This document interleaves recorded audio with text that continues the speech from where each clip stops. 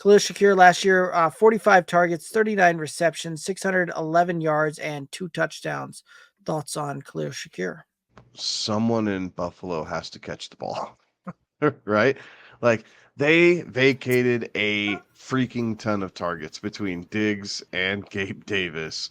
Um, so they need some people to step up. I know a lot of people like Coleman. We're going to talk about him here later on. I like Shakir. I like the discount between Coleman and Shakir. You basically get um, almost 2 full rounds of a discount from where these guys are going. A solid round and a half, almost 2 full rounds. So I like Shakir. He's another guy. I picked him up in my dynasty startup. Like, heck yeah, I'll take a young wide receiver coming into year 3, getting a brand new opportunity.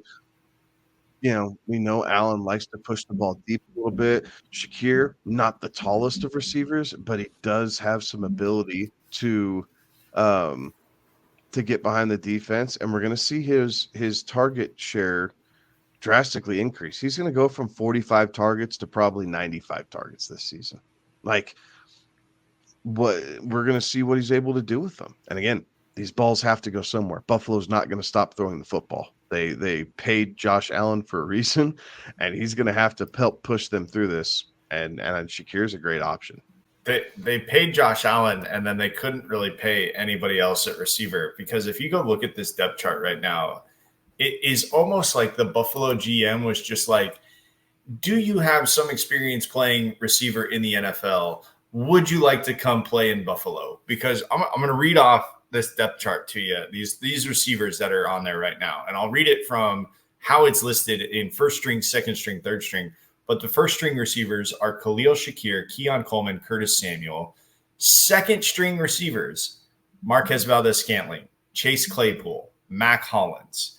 Third string receivers, Justin Shorter, KJ Hamler, Andy Isabella. And I won't bother you with the fourth string because they likely won't make the roster unless something crazy happens. But it is just like will anybody take the step forward and fill the hole left by Gabe Davis and Stephon Diggs? Can we find one of the 9 of you to do that, or 2 of the 9 of you to do that? Certainly paying attention to what's going to come out of Buffalo camp before I'm taking any Buffalo receiver this year. I'm kind of more on the almost want to wait and see approach here a little bit. I think there's some intrigue and some upside with Khalil Shakir, and I think there's some potential that he could outperform where he's currently kind of coming off the board at. But there's also the flip side of that as well, that we just don't see this experiment work out favorably for anybody. And